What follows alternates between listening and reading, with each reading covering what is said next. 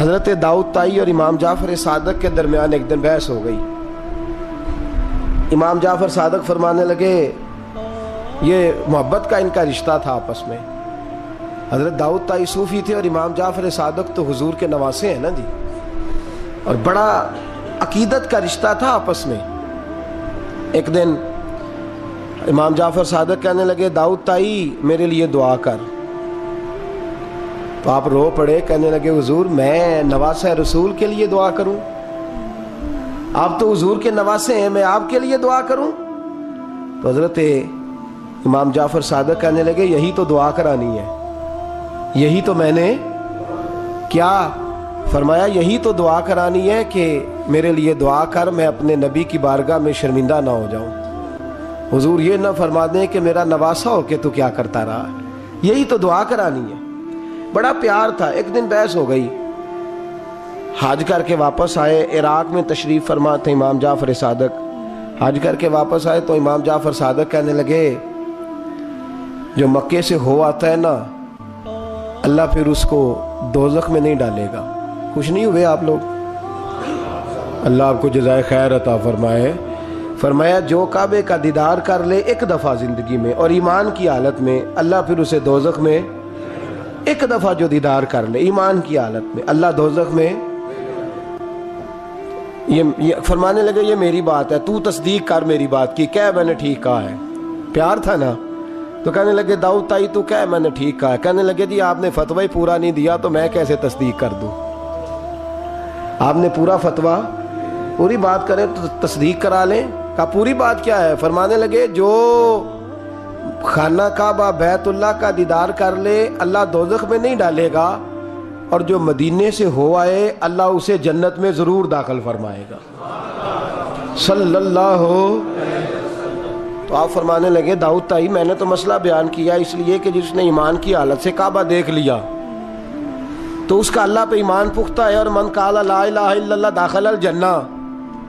اور تو نے یہ جو کہا ہے نا ضرور جنت میں داخل کرے گا مدینے دیکھنے والوں کو, تو بھی دلیل پیش کر. مکہ کا ایمان کے ساتھ دیکھنے والا تو میں نے حدیث پیش کر دی, تو دلیل دے. حضرت داؤد طائی بولے بڑی خوبصورت بات, اور خوبصورت لوگ ہی خوبصورت باتیں کرتے ہیں, خوبصورت لوگ ہی جی, ورنہ تو اللہ خیر کرے خوبصورت بات نکلتی نہیں لوگوں کے منہ سے, حرم میں بیٹھ کے بھی نہیں نکلتی. پتہ نہیں کیا سانپ سونگ جاتا ہے, کس قسم کی بولی بولنے لگتے ہیں. خوبصورت لوگ خوبصورت بات کرتے ہیں. حضرت داؤد طائی کہنے لگے میری دلیل یہ ہے کہ پورے مکے میں کہیں جنت تو نہیں نا, مکہ دیکھنے والے کو جنت ملتی ہے پر مکے میں جنت نہیں.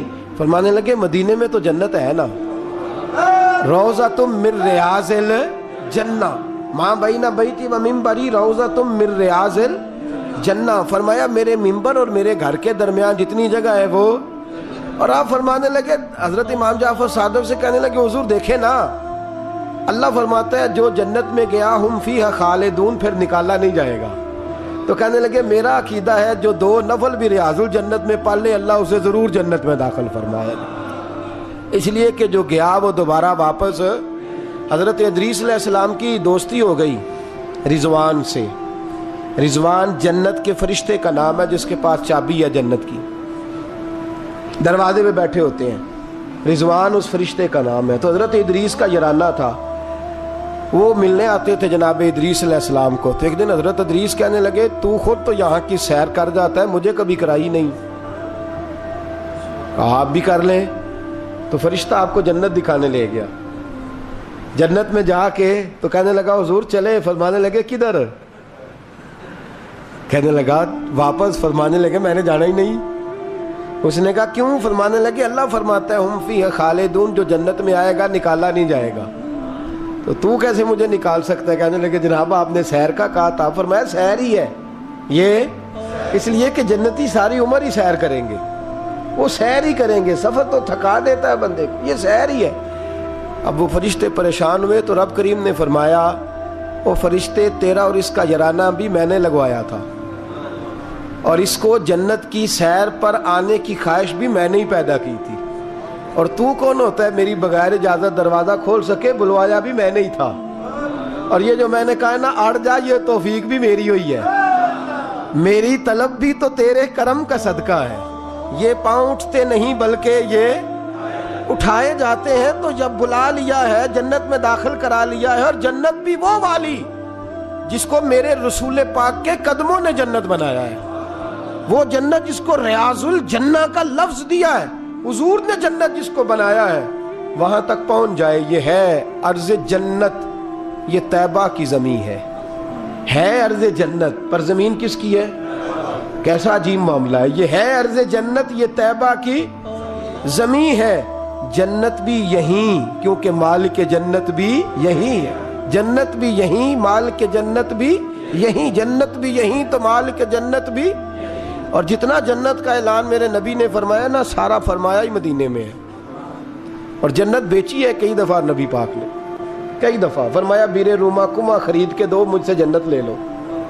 حضرت عثمان نے کہا حضور میں خرید دیتا ہوں۔ کہا جنگ تبوک کے لیے سامان دو، مجھ سے جنت لے لو۔ حضور نے تو کئی دفعہ سیل لگائی ہے جنت کی۔ یہ ہے ارض جنت، یہ طیبہ کی زمین ہے، جنت بھی یہیں، مال کے جنت بھی یہیں ہے۔ کعبۃ اللہ، حضرت عبداللہ ابن مسعود رضی اللہ تعالیٰ عنہ فرماتے ہیں جس کو ایک تکلیف آئے نا کعبے میں، کتنی جی؟ ایک کدی تے آئی جاندی ہے نا، میرے ورگے ہمیشہ دے تھکے بندے، ایک آدھ تکلیف تو بخار آ گیا، پیر میں درد ہونے لگ گیا، کوئی تکلیف تو آئی جاتی ہے۔ فرماتے ہیں ایک تکلیف اگر تجھے حرم مکہ میں آئی نا، ایک، تو اللہ تیرے 80,000 سال کے گناہ معاف فرما دے۔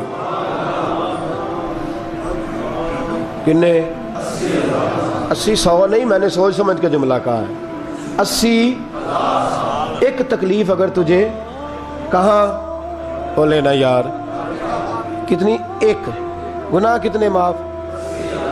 یہ کس نے کہا ہے؟ حضرت عبداللہ ابن مسعود نے۔ وعدہ کس کا ہے؟ اللہ کا۔ وعدہ کس کا ہے؟ اگر مدینے چلے جائیں تو میرے نبی پاک صلی اللہ علیہ وسلم کو پتا تھا لوگ میرے غلاموں کو دھکے بھی ماریں گے، مجنون اور پاگل بھی کہیں گے، ان کو بری نظروں سے بھی دیکھیں گے، کہیں گے یہ تو ہے ہی پاگل، بڑا کچھ ہوگا۔ واہ محبوب تیرے انداز میزبانی پہ قربان جائیں، کیسا بندوبست فرمایا، کیا انداز اختیار فرمایا۔ فرمایا تم میں سے جو کوئی مدینے آیا وہ میرا مہمان ہے۔ کوئی مدینے مکے میں ایک تکلیف پہنچی تو 80,000 سال کے، اور یہاں مدینے میں واہ کیا جود و کرم ہے شاہ بطحہ تیرا۔ واہ دیکھیں اعلیٰ حضرت لفظ کیا کہتے ہیں، واہ کیا جود و کرم ہے شاہ بطحہ تیرا، نہیں سنتا ہی نہیں دیکھیں ترکیب اعلیٰ حضرت کی، ایسے جملے درد ہو تو نکل، نہیں سنتا ہی نہیں مانگنے والا تیرا۔ اور کہتے ہیں تیرے قدموں میں رہوں غیر کی ٹھوکر پہ نہ ڈال، جھڑکیاں کھاؤں کہاں چھوڑ کے صدقہ تیرا۔ اور تیرے قدموں میں جو ہے غیر کا منہ کیا دیکھیں، پھر کون نظروں پہ چڑھے دیکھ کے طلبہ تیرا، دیکھ کے جلوہ نہیں۔ اعلیٰ حضرت کا انداز کوئی اعلیٰ مزاج لوگ ہی سمجھتے، جلوہ نہیں جی۔ کہتے ہیں جس نے میرے مصطفیٰ کے قدم کا تلوہ دیکھ لیا، اس کی نظر پہ کوئی نہیں چڑھتا تو جس نے جلوہ دیکھ لیا صلی اللہ ہو، کون نظروں پہ چڑھے دیکھ کے تلوہ تیرا، قدم دیکھ لے تو نظر پہ کوئی نہیں چڑھتا، تو جو سیدنا صدیق اکبر کی طرح مولا علی کی طرح جلوہ ہی دیکھ لے۔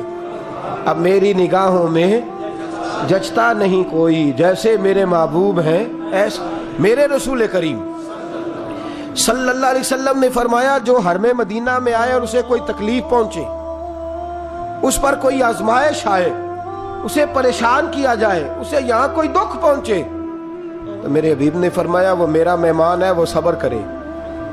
یا رسول اللہ کیا ملے گا؟ فرمایا تم مدینے کی تکلیفوں پہ صبر کرنا، میں قیامت کے دن اللہ کی بارگاہ میں تمہاری سفارش کروں گا، میں رب کی بارگاہ میں تمہاری سفارش کروں گا۔ مکہ مکرمہ میں تکلیف پہنچی تو گناہ معاف ہے، اور یہاں تکلیف پہنچی تو حضور کی سفارش۔ اور پھر دیکھیے نیکی کا انداز دیکھیے، مکہ مکرمہ میں کوئی ایک نیکی کرے تو 1,00,000 کا ثواب ہے، ایک نماز پڑھو تو کتنے کا؟ ہم نے کبھی سوچا بھی نہیں ہوگا کہ 1,00,000 نفل پڑھیں گے۔ ایک طواف کرو تو کتنے طواف کا ثواب؟ ایک بار ایک دفعہ سبحان اللہ پڑھو تو کتنی کا ثواب ہوا؟ 1,00,000 کا ثواب. اور اگر کوئی حج کرنے جائے تو ثواب ڈبل ہو جاتا ہے. اور اگر کوئی رمضان شریف کے مہینے میں جائے تو 1,00,000 کو 70,000 سے ضرب دینی پڑ جاتی ہے. 1,00,000 کو اگر رمضان شریف میں جائے تو یہاں آپ کیلکولیٹر نہ نکال لیجئے گا، اگلی تقریر نہ رہ جائے. 70 کو 1,00,000 سے ضرب دینی پڑتی ہے. یہ نیکیاں ہیں جو اللہ پاک حرم مکہ میں جانے والے کو عطا فرماتا ہے. میری سمجھ میں صرف اتنی بات آتی ہے کہ وہ جو امتیں کرتی رہی ہیں نا، 1,000 سال عبادت، 1,000 سال انہوں نے عبادت کی ہے، تو امت مسلمہ کو اللہ نے درجہ تو اونچا ہی دینا ہے نا. کنتم خیر امت جو درجہ چونکہ اونچا دینا ہے تو اللہ پاک نے یہ بہانے بنا دیے. شب قدر ہے، شب برات ہے، یہ اللہ پاک نے بہانے بنا دیے ہیں. مالک کریم نے یہ بہانے بنائے ہیں. فرمایا تم بھی شب برات میں، شب قدر میں مسجد آ جاؤ، یا اللہ تمہیں موقع دے تو حرم مکہ اور مدینہ آ جاؤ. میں تمہاری ایک ایک نیکی پر اتنا زیادہ ثواب دوں گا کہ تم پچھلی امتوں سے آگے نکل جاؤ گے. پچھلی امتوں سے اللہ نے ہمارے نمبر ہی زیادہ رکھے ہیں اور ہمیں اضافی نمبر بڑے ملتے ہیں. بڑے نمبر رکھے ہیں رب کریم نے ہمارے لیے. تو رب اللہ کریم کی رحمت سے میرے رسول پاک صلی اللہ علیہ. اور پھر دیکھیں نا، کعبے کا معنی ہے مسابت للناس. کعبہ رجوع کی جگہ ہے. کس چیز کی جگہ ہے؟ یعنی اس کی طرف توجہ ہو. میرے نبی پاک صلی اللہ علیہ وسلم کی سب سے بڑی سنت کعبے کو دیکھنا ہے. حضور بیٹھ جاتے تھے اور کعبے کے سامنے بیٹھتے تھے. جب بھی حرم میں بیٹھ تو دیر تک دیکھتے تھے. کچھ لوگ لالچ کرتے ہیں، نیکی کا کرنا چاہیے، اچھا لالچ ہے کہ میں طواف زیادہ کر لوں، عمرہ زیادہ کر لوں، بڑی اچھی بات ہے. لیکن رسول کریم صلی اللہ علیہ وسلم کی جو سنت سب سے زیادہ مضبوط ہے وہ ہے بیٹھ کے کعبے کا. اور حضور نے فرمایا تو دیدار ہی کرتا رہے، اللہ تجھ پر 20 رحمتوں کا نزول فرما دے گا. کعبہ معظمہ کا دیدار کرنا. کعبہ ہے رجوع کی جگہ. نماز کس طرف منہ کر کے پڑھنی چاہیے جی؟ اجی کدھر منہ کر کے پڑھنے؟ کیڑی سائڈ تے جی؟ مغرب سائڈ پہ. تو جو حرم شریف میں ہو وہ مغرب سائڈ منہ کرے گا، مشرق سائڈ. فَإِنَّمَا تَوَلُّوا فَثَمَّ وَجْهُ اللَّهِ. اللہ فرماتا ہے جدھر مرضی منہ کر لے اللہ کی رحمت ادھر ہی ہے. وَلِلَّهِ الْمَشْرِقُ وَالْمَغْرِبُ. مشرق بھی اللہ کا، مغرب بھی اللہ کا. فَإِنَّمَا تَوَلُّوا فَثَمَّ وَجْهُ اللَّهِ. جدھر بھی منہ کرے گا اللہ ادھر ہی. چاروں جانب دنیا کا رجحان کعبے کی جانب ہے. اور یہ جو ہمارا دل کھنچا چلا جاتا ہے نا کعبے کی جانب، کھنچا چلا جاتا ہے، اس کی وجہ یہ ہے کہ نماز اللہ کی اور منہ طرف. نماز کس کی؟ منہ طرف. تو ساری زندگی کہتے رہے تو پھر طبیعت تو کھنچے گی نا، کعبے کی طرف کھنچے گی. میرے محبوب کریم صلی اللہ علیہ وسلم کے لفظ بڑے حسین ہیں. محبوب کریم صلی اللہ علیہ وسلم نے فرمایا تو حج اور عمرہ کرنے آئے تو یہ نہ سمجھ میں حاجی یا معتمر ہوں. الحاج والمعتمر وفد اللہ. حج عمرہ کرنے والا اللہ کی جماعت ہے. یہ کس کا گروپ ہے؟ یہ کس کا گروہ ہے؟ اللہ. یہ اللہ کا گروہ ہے. اللہ ان کی میزبانی فرماتا ہے، اللہ ان کو انعامات سے نوازتا ہے. رب کریم اپنے گھر بلاتا ہی اس کو ہے جس کو اللہ نے درگزر کرنا ہو، جس کو اللہ نے معاف کرنا ہو، جس کو اللہ نے بخش دینا ہو. بڑے. اور پھر میاں صاحب رحمۃ اللہ علیہ کا ایک شعر تھا. میں ذرا پریکٹیکل دیکھتا ہوں چیزوں کو، کوشش کرتا ہوں کہ دیکھا جائے. تھوڑا سا نوجوان نسل ہماری تھوڑی سی کہتی ہے ہمیں عقلی طور پہ بھی سمجھاؤ. تو میں فیلڈ کا آدمی ہوں تو تھوڑا مجھے پالا پڑتا ہے، سوالوں کے جواب دینے ہوتے ہیں، تو میں ہر چیز کو اس کے اصل نقطہ نظر سے دیکھتا ہوں. تو میاں صاحب کا ایک فقرہ تھا، دوسرے والے کی تو سمجھ آتی تھی، پہلے والے کی نہیں آتی تھی. مشہور بڑا تھا، رحمت دا دریا الہی. آتا ہے نا آپ سب کو؟ مینوں نہ سناؤ تو وکری گل ہے، ویسے آتا ہے. رحمت کا دریا الہی تے جے ایک قطرہ. وہ جے ایک قطرے والی تو سمجھ میں بات آتی تھی، لیکن وہ جو ہر دم وگدا ہے وہ ظاہری آنکھوں سے نظر. کئی دفعہ ہمیں نظر، صاحب نظر لوگوں کو آتا ہے، باطن میں تو نظر آتا ہے، محسوس ہوتا ہے، لیکن ظاہر نظر یہ کسی نے دیکھنا ہو تو مکے مدینے جا کے نظر آتا ہے. رحمت دا دریا الہی ہر دم، ایک دم نہیں، ہر مدینے کی جس گلی پہ نظر کریں نا آپ ریلا ہی آ رہا ہے. مکے کی جس گلی پہ نظر کریں، وہ یہاں ایک جھوٹ بولتے ہیں ہمارے سیاستدان، کہتے ہیں یہ ٹھاٹھے مارتا سمندر، حالانکہ وہ نہر بھی نہیں ہوتی لوگوں کی. ٹھاٹھے مارتا سمندر، پتہ نہیں کدھر ٹھاٹھے لگ رہی ہے، اللہ ہی جانتا ہے. اور جو بھی شروع کرتا ہے بات یہیں سے حرم شریف جا کے پتہ چلتا ہے ٹھاٹھے مارتا سمندر کس کو کہتے ہیں۔ رحمت دا دریا الہی ہر دم ہی وگدا تیرا، تے جے ایک قطرہ بخشے مینوں کام۔ فرمایا یہ تو نیکی نہیں کہ منہ مشرق کی جانب کرو یا مغرب کی جانب کرو، تو یا اللہ نیکی کیا ہے؟ فرمایا نیکی وَلَكِنَّ الْبِرَّ مَنْ آمَنَ بِاللَّهِ وَالْيَوْمِ الْآخِرِ، فرمایا نیکی تو یہ ہے کہ اللہ اور آخرت پر ایمان لاؤ، نیکی ایمان کا نام ہے۔ پھر فرمایا فرشتوں پر، کتابوں پر، نبیوں پر ایمان لاؤ، اور اپنا مال خرچ کرو اللہ کی محبت میں، رشتہ داروں پر، یتیموں پر، مسکینوں پر، مسافروں پر، مانگنے والوں پر، غلام آزاد کرانے کے لیے۔ اور فرمایا نیکی تو یہ ہے کہ نماز قائم کرو، زکوٰۃ ادا کرو، اپنے وعدے پورے کرو جب تم وعدہ کر لیتے ہو، اور جب تمہیں کوئی مصیبت پہنچے اس پر صبر کرو۔ فرمایا اولئک الذین صدقوا، یہ وہ لوگ ہیں جو نیکی کے دعوے میں سچے ہیں، جو ایمان بھی لائیں، خرچ بھی کریں، مصیبت پر صبر بھی کریں، یہ وہ لوگ ہیں جو ایمان کے دعوے میں سچے ہیں۔ وَأُولَئِكَ هُمُ الْمُتَّقُونَ، اور یہ وہ لوگ ہیں جو پرہیزگار ہیں اللہ سے۔ آگے یہ آیت جس میں اللہ نے قصاص کا حکم دیا ہے، بدلہ لینے کا، یہ حکم اسٹیٹ کے لیے ہے، حکمرانوں کے لیے۔ فرمایا کہ جب کوئی شخص کسی کے ساتھ کوئی ظلم کرے تو پھر اس کا بدلہ لو۔ تو کس طرح بدلہ لینا ہے؟ فرمایا الحر بالحر والعبد بالعبد والانثى بالانثى، آزاد کے بدلے آزاد، غلام کے بدلے غلام، عورت کے بدلے عورت۔ ہاں اگر کوئی وارث معاف کر دے تو بات الگ ہے، ورنہ بدلہ لو۔ اور قرآن مجید نے یہاں ارشاد فرمایا کہ اگر تم بدلہ لوگے تو زندگی ملے گی، تمہیں زندگی ملے گی۔ اگر حکمران مجرموں کو سزا دیں گے تو باقی لوگوں کی زندگی محفوظ رہے گی، بچے گی۔ حکم دیا گیا یہاں کہ بدلہ لیا جائے۔ پھر جب ہم 6 سے 7ویں رکوع کی طرف چلتے ہیں تو اس میں اللہ نے روزے کا حکم دیا، رمضان کی فضیلت بیان کی، اور ارشاد فرمایا گیا کہ جو روزہ نہ رکھ سکے وہ فدیۃ طعام مسکین، جو تو مریض ہو، بیمار ہو، وہ تو اتنے روزے جو ہے وہ اگلے دنوں میں رکھ لے۔ اور آگے جا کے یہ بھی بتایا گیا کہ جو زیادہ ہی بیمار ہو پھر وہ ایک مسکین کا فدیہ دے دے، کھانا دے دے۔ پھر اسی آیہ کریمہ میں رب کریم نے فرمایا اگر تم مجھ سے دعا مانگو گے اسی رکوع میں تو فرمایا میں تمہاری دعاؤں کو بھی ضرور قبول کروں گا۔ پھر اسی میں بتایا گیا کہ رات کے وقت تمہیں کھانے کی بھی اجازت ہے اور عمل زوجیت کی بھی تمہیں اجازت دی جاتی ہے۔ اسی طریقے سے پھر آگے اللہ تبارک و تعالی نے حج کے مہینوں کے بارے میں علامتیں ارشاد فرمائیں اور مسائل حج کچھ آگے جا کے بیان کیے۔ اور ایک اور غلط رسم لوگ رسمیں بنا لیتے ہیں نا، ایک اور رسم تھی کہ یہودی اور عیسائی جب حج کرتے تھے نا، احرام باندھ لیتے تھے، پھر دروازے سے گھر میں داخل نہیں ہوتے تھے، اوپر سے چھلانگ لگا کے کہ اب ہم پاک ہو گئے۔ تو دروازہ چونکہ گناہگار ہے، اس کے بیچ سے گناہگار آتے جاتے رہے ہیں، لہذا دروازے سے نہیں گزرتے تھے۔ تو اللہ کریم نے فرمایا یہ کوئی نیکی نہیں، یہ کوئی طریقہ نہیں کہ تم دروازوں سے نہ گزرو۔ وَلَكِنَّ الْبِرَّ مَنِ اتَّقَىٰ، دروازے کے اوپر سے چھلانگ لگانا نیکی نہیں، بلکہ نیکی تو یہ ہے کہ اللہ سے ڈرنا شروع کر دو۔ حج کے بعد پاک صاف ہو جاؤ، ڈرنا شروع کرو، یہ اصل میں نیکی ہے۔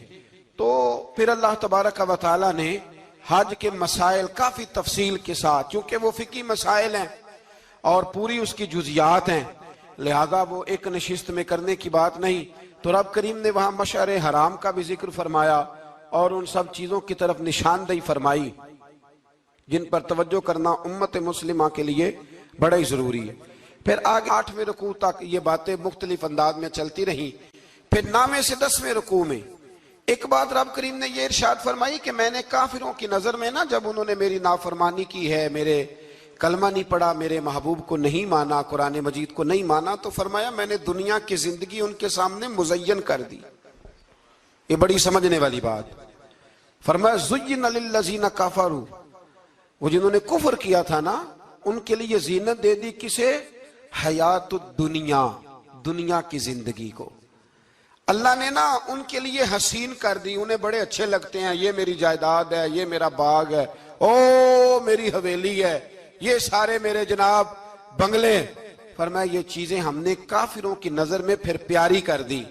سمجھیے گا بات، یہ کافر کا طریقہ ہے، کہ وہ دنیا داری کا مال دیکھتا ہے تو اس کی آنکھیں کھل جاتی ہیں, بڑا راضی ہوتا ہے. مومن کا یہ طریقہ, مومن کس بات پہ راضی ہوتا ہے؟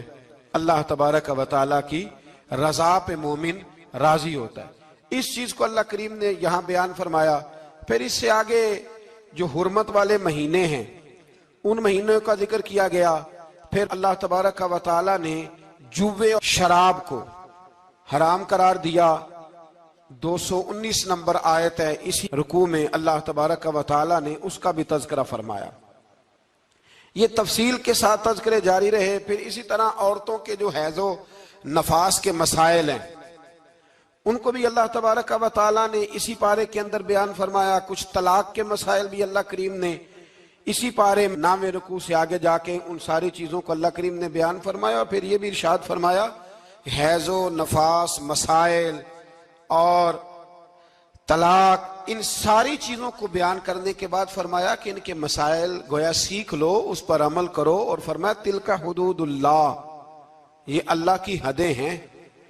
فلا تعتدوها, اللہ کی حدوں سے آگے نہ گزرنا. یہ وہ باؤنڈری ہے جو اللہ نے بنائی ہے, یہ حکم وہ ہیں جو رب نے دیے ہیں, تو ان سے آگے نہ جانا.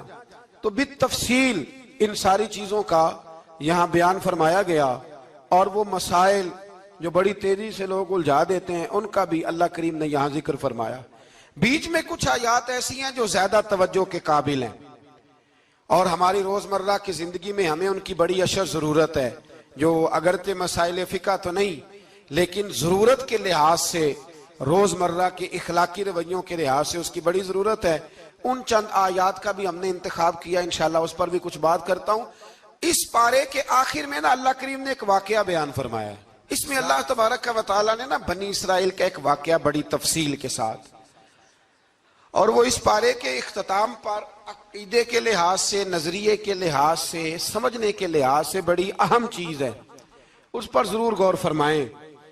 وہ یہ ہوا کہ بنی اسرائیل کے اندر ہمیشہ ایسے ہوتا تھا کہ اللہ تبارک و تعالیٰ ایک پیغمبر اور ایک بادشاہ, بنی اسرائیل کے اندر ہمیشہ نبی اور بادشاہ موجود رہتے تھے. ایک وقت ایسا آیا کہ بنی اسرائیل میں کوئی نبی نہیں تھے, اور بنی اسرائیل کا جو اپنا علاقہ تھا نا وہ ملک شام ہے. تو قوم عمالقہ ایک قوم تھی اور بڑے سخت گیر لوگ تھے. انہوں نے بنی اسرائیل والوں کے ساتھ لڑائی کی, جہاد کیا اور انہیں ان کے علاقے سے نکال دیا. اور کچھ حضرت یوسف علیہ السلام کے زمانے میں ویسے بھی ایک بہت بڑی تعداد جا کے مصر میں آباد ہو گئی تھی. اب یہ ہوا کہ ان کے پاس کوئی بادشاہ نہیں ہے, یہ بار بار دعا کرتے ہیں, التجا کرتے ہیں. تو اللہ تعالیٰ نے ایک پیغمبر انہیں عطا کیے جن کے مختلف نام کتابوں میں ہیں. صدر الافاضل رحمۃ اللہ علیہ نے تفسیر خزائن العرفان کے اندر ان کا نام حضرت شمویل علیہ السلام لکھا ہے. حضرت شمویل علیہ السلام کو اللہ تعالیٰ نے نبوت عطا فرمائی, اور جب حضرت شمویل علیہ السلام اللہ کے نبی ہوئے, بنی اسرائیل والوں کو یقین آیا کہ اللہ نے الحمدللہ ہمیں ایک نبی کے جھنڈے تلے جمع کر دیا ہے, تو پھر انہوں نے کہا کہ آپ ہمارے سامنے ایک بادشاہ بھی مقرر کریں تاکہ ہم اس کی سرپرستی میں جہاد کریں. جب انہوں نے یہ بات کی تو اللہ تبارک و تعالیٰ نے حضرت شمویل علیہ السلام کے ذمے لگایا. تو ایک اس زمانے میں اللہ کے نیک بندے تھے جناب طالوت علیہ السلام ان کا نام تھا. تو حضرت شمویل علیہ السلام نے انہیں کہا کہ اللہ کریم نے نا تمہارا بادشاہ طالوت کو بنایا ہے. ان کا نام بھی قرآن مجید نے ذکر فرمایا ہے. تو بنی اسرائیل کے لوگ کہنے لگے یہ تو غریب آدمی ہے, وہ بکریاں چرایا کرتے تھے لیکن علم میں بڑے پختہ تھے, وجود میں بڑے طاقتور تھے.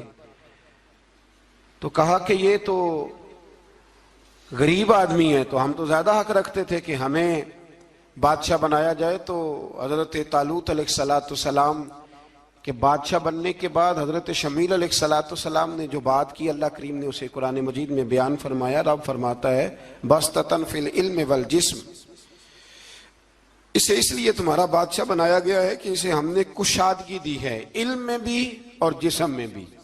بڑے ماشاءاللہ موٹے تازے تھے, وجود بڑا طاقتور تھا. کچھ موٹے تازے ہوتے ہیں پر طاقتور نہیں ہوتے, موٹے تازے بھی تھے اور طاقتور بھی تھے. فرمایا کہ وجود میں بھی طاقت ہے اور علم میں بھی اللہ نے انہیں وسعت عطا فرمائی.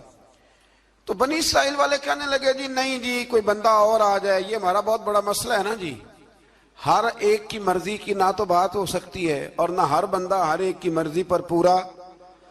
کہنے لگے نہیں جی کوئی اور ہونا چاہیے تھا, ہمیں کیسے پتا چلے گا کہ اللہ نے مقرر کیا ہے.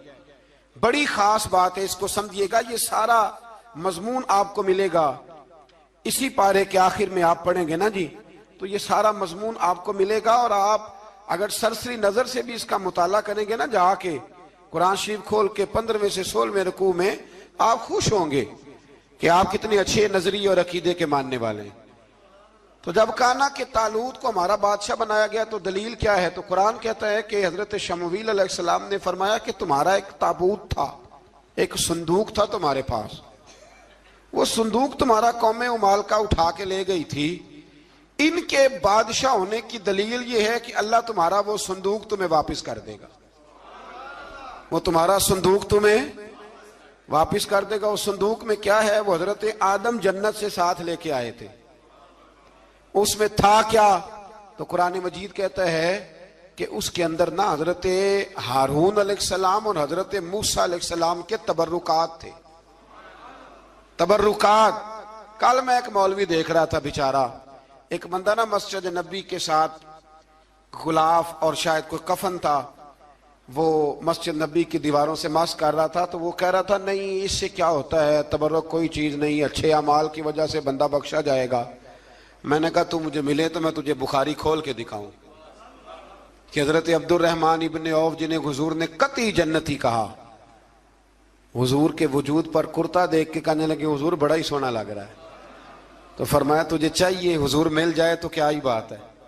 نبی پاک نے عطا کیا تو صحابہ کہنے لگے عبد الرحمن آپ کو تو ضرورت نہیں تھی, آپ کے پاس تو بڑے لباس ہیں, تو یہ کرتا حضور نے قبول کر لیا, کوئی لے کے آیا اور آپ نے مانگ لیا. تو وہ رو پڑے, کہنے لگے پہننے کے لیے نہیں مانگا, یہ حضور کے جسم سے لگ گیا ہے, میں نے کفن بنانے کے لیے مانگا ہے. تو کہتا ہے حضور کے تبرک میں خیر کوئی نہیں. اور آپ یقین کریں ان لوگوں پہ حیرانگی ہے, ہم نے بھی مرنا ہے نا جی, بڑی جلدی قبر میں جانا ہے, وقت کا کچھ پتہ نہیں, لیکن اتنے اندھے ہو کر لوگ چیزوں کو دیکھتے ہیں اور اس تیزی کے ساتھ گمراہی پھیلاتے ہیں. مجھے باقاعدہ کسی نے ویڈیو بھیجی اور کہنے لگا جی دیکھیں کتنی اچھی بات کر رہا ہے, لوگوں کو سمجھائیں. تو میں نے کہا نہیں, اس کو سمجھانے کی ضرورت ہے.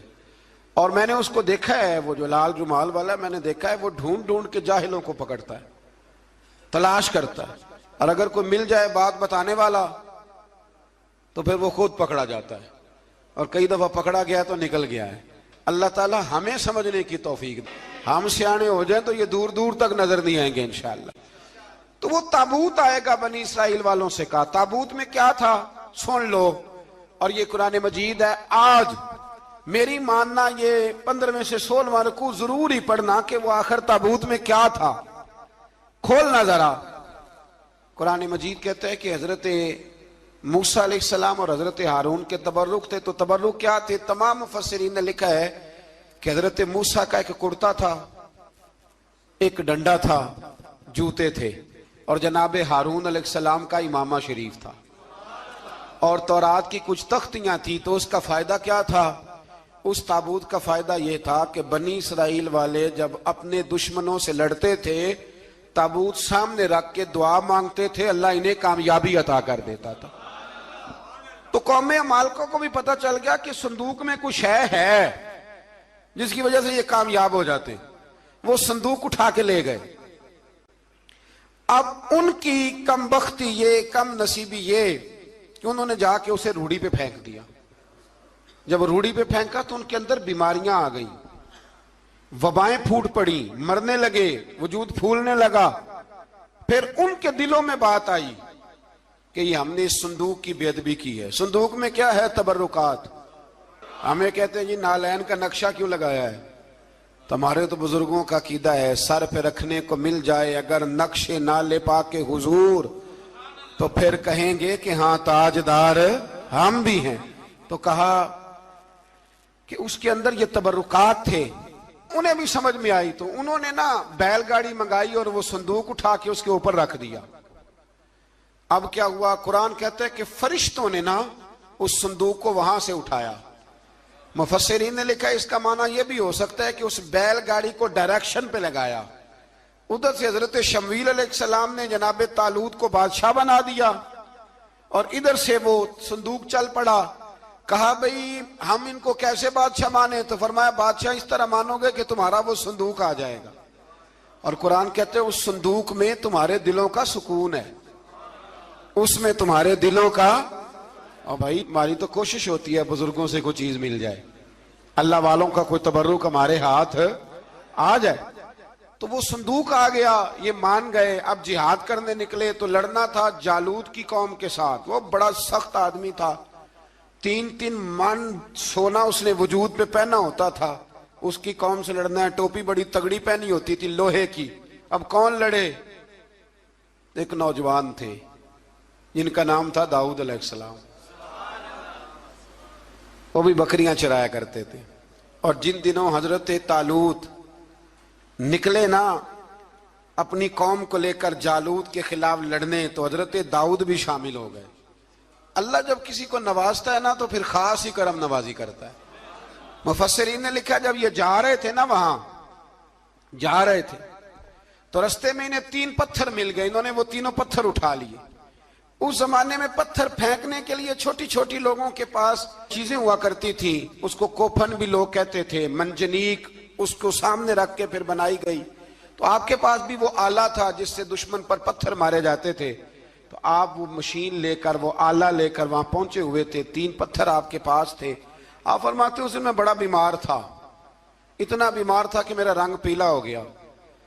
اب وہ جالوت کے سامنے کوئی نہیں جاتا تھا، تو جناب طالوت کہنے لگے کہ جو جالوت کو مارے گا نا، یعنی ان کے بادشاہ کو اس قوم کے، تو میں اسے اپنی آدھی سلطنت بھی دے دوں گا اور اپنی بیٹی کا نکاح بھی اس کے ساتھ کر دوں گا۔ دیکھیں اللہ نوازتا ہے تو کس انداز میں نوازتا ہے۔ تو حضرت داؤد کہتے ہیں وہ دور کھڑا تھا تو میں نے نا 3 پتھر مارے۔ بھئی ہمت کرنا تو ہمارے ذمہ ہے کہ نہیں؟ میری ملت کا جوان کہتا ہے میں نے کرنا کرانا کچھ نہیں، یعنی اگر آپ کہیں نا کچھ کرو تو پھر وہ کوئی کام کرنے کی مطلب معاملہ۔ وہ مجھے کل ایک سنگی کہہ رہے تھے، کہنے لگے جی اللہ کے فضل سے کچھ بھی نہیں کرنا پڑا، مرشد نے نظر کر دی۔ میں کہا میں ملن گی تو میں انہوں نے سمجھاواں گا کہ کچھ کرا کے نظر کریا کرو، کیونکہ میرے وہ دوست ہیں، میں انہیں جانتا ہوں۔ نظر میں بڑا کچھ ہوتا ہے، لیکن اللہ بھی تو بندے پہ بڑی نظر رحمت کرتا ہے نا۔ لیکن کہتا ہے 5 نمازیں پڑھ، رمضان کے روزے رکھ، زکوٰۃ فرض ہو تو ادا کر، یہ سارے کام کر، سچ بول، دیانتداری کر، پھر میں اپنے فضل سے تجھے جنت عطا کروں۔ تو یہ جو رویہ ہم نے بنایا یہ درست نہیں۔ تو فرماتے ہیں 3 پتھر میں نے مارے، اللہ نے اتنا فضل کیا کہ وہ بھی مر گیا، اور اس سے چھو کے میرے پتھر آگے بڑھے تو اس کی فوج کے 30 آدمی بھی مر گئے۔ 3 پتھروں سے 31 بندے اللہ نے مار دیے۔ فرماتے اس لیے کہ ہاتھ میرے تھے اور طاقتیں میرے رب کریم کی تھی۔ تو حضرت داؤد علیہ السلام کے حصے میں جناب طالوت کی صاحبزادی بھی آئی، آدھی سلطنت بھی آئی۔ کافی سال حضرت طالوت حیات رہے، پھر ان کا وصال ہو گیا، تو ساری سلطنت حضرت داؤد کو ملی، اور پھر اللہ تبارک و تعالیٰ نے انہیں نبوت بھی عطا فرمائی۔ یہ دنیا میں واحد پیغمبر ہیں جو بیک وقت نبی بھی تھے اور بادشاہ بھی تھے، اور پھر اللہ نے فضل فرمایا، انہوں نے بڑی بڑی فتوحات کی۔ اور پھر حضرت داؤد کے صاحبزادے کا نام حضرت سلیمان علیہ السلام، پھر ان کے صاحبزادے کا نام حضرت۔ تو یہ ہوا کیسے؟ یہ سارا کچھ اللہ تبارک و تعالیٰ کے فضل سے ہوا، اس کے کرم سے ہوا۔ اب اس واقعہ سے ہمیں کیا پتہ چلتا ہے؟ ہمیں یہ پتہ چلتا ہے کہ رب جب فضل فرمائے نہ کسی پہ بھی، تو ہمیں اس بندے کو دیکھ کے راضی ہونا چاہیے، کوئی شکوہ نہیں کرنا چاہیے۔ اور دوسری بات یہ سمجھ لینا چاہیے کہ حکومتیں، مال، دولت یہ صرف سیاستوں سے نہیں ملتی، یہ خدا کے فضل سے ملتی ہے۔ اور یہ بھی سمجھ لینا چاہیے کہ جو بزرگوں کے تبرکات ہوتے ہیں ان کی کیا ہی بات ہوتی ہے۔ چند باتیں ایسی تھیں کہ میرا دل کرتا تھا ان کو دہرایا جائے، اور خاص کر کے ان باتوں پر توجہ کی جائے۔ یہاں نا اللہ تبارک و تعالیٰ نے ان باتوں میں سے ایک بات کا ذکر فرمایا ہے۔ یہاں 207 نمبر جو آیت ہے نا، اسی پارے کی، اس میں اللہ کریم نے فرمایا کچھ لوگ ایسے ہیں جو اپنی جانیں ہی اللہ کے حوالے کر دیتے ہیں، زندگی کا مقصد دین ہوتا ہے، لٹا دیتے ہیں۔ یہ نازل کب ہوئی؟ یہ آیہ مبارکہ حضرت صہیب رومی کے بارے میں نازل ہوئی۔ حضرت صہیب رومی رضی اللہ تعالیٰ عنہ بڑے مالدار تھے، مکے سے جب چلے نا تو سارا مال مکے میں چھوڑ دیا، اس لیے کہ اللہ کے رسول مدینے چلے گئے۔ فرماتے ہیں پھر میں نے مال و دولت کی پرواہ نہیں کی، پھر میں نے یہ سوچا کہ میں نے اپنے حبیب کے پاس طیبہ کے لیے جب نکلا تو کفار نے، قریش مکہ نے روکا، ہم نہیں جانے دیں گے۔ تو حضرت صہیب رومی فرمانے لگے بھی سنو، میں کمزور نہیں، میں طاقتور آدمی ہوں، اور تم میں سے کوئی ایسا مائی کا لال نہیں جو تیر چلانے میں مجھ سے زیادہ سیانا ہو، تلوار چلانے میں مجھ سے زیادہ عقل مند ہو، جانا مدینے میں نے ہے۔ اب یہ ہے کہ تم بتاؤ میرے ساتھ تیروں تلواروں سے لڑو گے یا میں تمہیں ایک سودا بتاؤں گا، سودا کرو گے؟ قریش کہنے لگے سودا کیا ہے؟ کہنے لگے میرا بڑا مال ہے، میں مکے میں دفن کر کے آیا ہوں، تم مجھے مدینے جانے دو، میں تمہیں سارے مال کا پتہ بتا دیتا ہوں۔ ہزاروں لاکھوں میں تھا مال تجارت۔ دیکھیں جب صحابہ مدینے جاتے تھے تو کتنی قیمت دے کے جایا کرتے تھے۔ تم مجھے جانے دو، میں تمہیں وہاں کا پتہ بتاتا ہوں۔ انہوں نے کہا جی بات ٹھیک ہے، آپ پتہ بتا دیں۔ حضرت صہیب نے ساری زندگی کی جمع پونجی ہزاروں لاکھوں میں ساری دے دی اور مدینے کے لیے تیار ہو گئے۔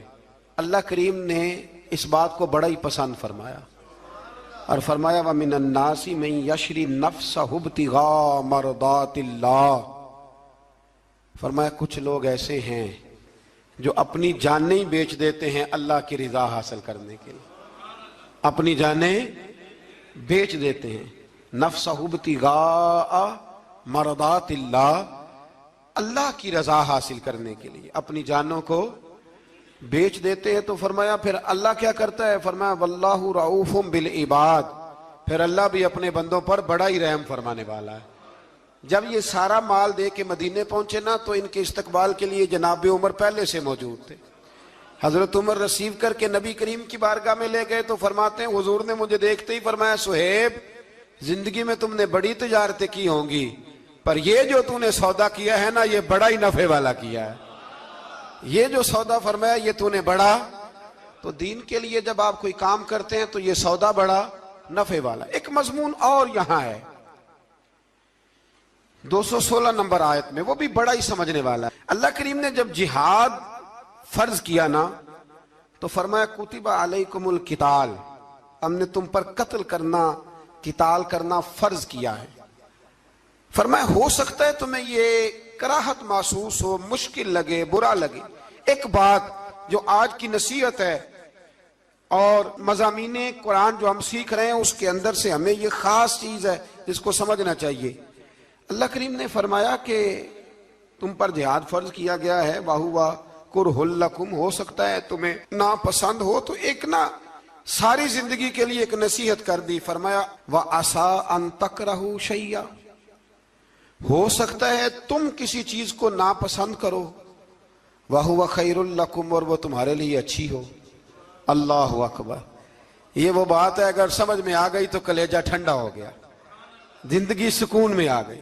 فرمایا ہو سکتا ہے تم کسی چیز کو ناپسند کرو اور وہ تمہارے لیے بہتر ہو۔ وَعَسَىٰ أَن تُحِبُّوا شَيْئًا، ہو سکتا ہے تم کسی چیز سے محبت کرو، وَهُوَ شَرٌّ لَكُمْ، اور وہ تمہارے لیے بری ہو، اچھی۔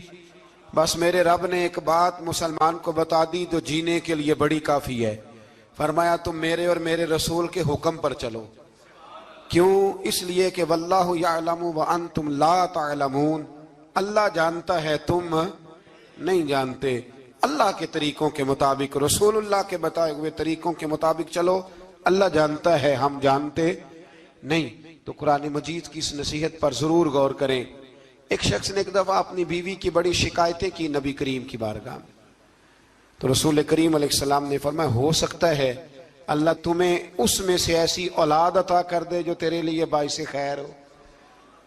جو چیزیں ہم ناپسند کرتے ہیں بعض اوقات اسی میں سے اللہ تعالی ہمارے لیے خیر کر دیتا ہے۔